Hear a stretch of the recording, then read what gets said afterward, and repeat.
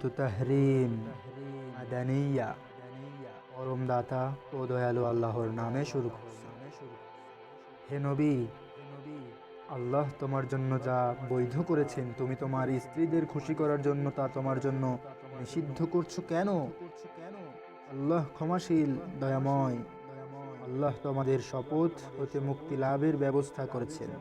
আল্লাহ তোমাদের সহায়, তিনি সর্বজ্ঞ প্রজ্ঞাময়। স্মরণ করো, নবী তার স্ত্রীদের একজনকে গোপনে কিছু বলেছিল।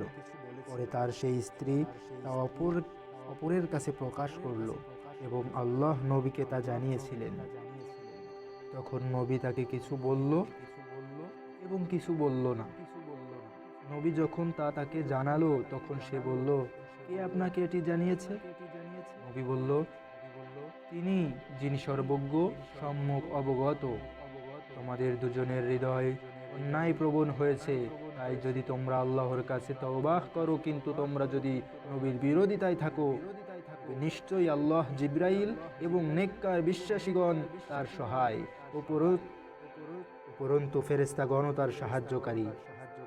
যদি নবী তোমাদের সবাইকে তালাক দেয়, তবে তার রব অচিরেই তোমাদের চেয়ে উত্তম স্ত্রী আমাকে দেবেন, যারা হবে আত্মসমর্পণকারী, বিশ্বাসী, অনুশোচনাকারী, উপাসনাকারী, রোজাব্রত পালনকারী, অকুমারী এবং কুমারী।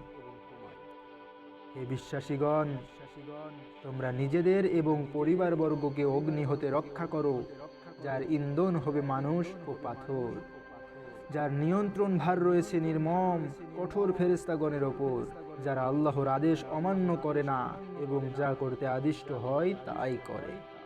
হে কাফেরেরা, আজ তোমরা ওজর পেশ করো না, তোমরা যা করতে তোমাদের তারই প্রতিফল দেওয়া হবে। হে বিশ্বাসীগণ, তোমরা আল্লাহর নিকট তওবা করো, বিশুদ্ধ তওবা। অসম্ভব, তোমাদের রব তোমাদের মন্দ কাজগুলো মোচন করে দেবেন এবং তোমাদের প্রবেশ করাবেন জান্নাতে। সম্ভবত যার পাদদেশে নদী প্রবাহিত, সেদিন আল্লাহ নবী এবং তার বিশ্বাসী সঙ্গীদের অপদস্থ করবেন না। তাদের জ্যোতি তাদের সম্মুখে এবং দক্ষিণ পার্শ্বে বিচ্ছুরিত হবে এবং তারা বলবে, হে আমাদের রব, আমাদের জ্যোতিকে পূর্ণত্ব দান করো এবং আমাদের ক্ষমা করো, তুমি সর্ববিষয়ে সর্বশক্তিমান। হে নবী, কাফের ও মুনাফিকদের বিরুদ্ধে সংগ্রাম করো এবং ওদের প্রতি কঠোর হও। ওদের আশ্রয়স্থল জাহান্নাম, তা কত নিকৃষ্ট প্রত্যাবর্তন স্থল। আল্লাহ কাফেরদের জন্য দৃষ্টান্ত উপস্থিত করেছেন। নূহ ও লূতের স্ত্রীর ওরা ছিল আমার দুই নেককার দাসের অধীন, কিন্তু ওরা তাদের খেয়ানত করেছিল। ফলে নূহ ও লূত ওদের আল্লাহর শাস্তি হতে রক্ষা করতে পারল না এবং ওদের বলা হলো, জাহান্নামে প্রবেশকারীদের সাথে তোমরাও তাতে প্রবেশ করো। আল্লাহ বিশ্বাসীদের জন্য উপস্থিত করেছেন ফেরাউন পত্নী দৃষ্টান্ত, যে প্রার্থনা করেছিল, হে আল্লাহ, তোমার সান্নিধ্যে জান্নাতে আমার জন্য একটি গৃহ নির্মাণ করো এবং আমাকে রক্ষা করো ফেরাউন ও তার দুষ্কর্ম হতে আমার এবং জালিম কওম হতে। আরো দৃষ্টান্ত ইমরান তনয়া মরিয়ামের, যে সতীত্ব রক্ষা করেছিল, ফলে আমি তার মধ্যে আমার রূহ ফুঁকিয়েছিলাম এবং সে তার রবের বাণী ও তার নিদর্শনাবলী বাস্তবায়িত করেছিল। সে ছিল অনুগতদের একজন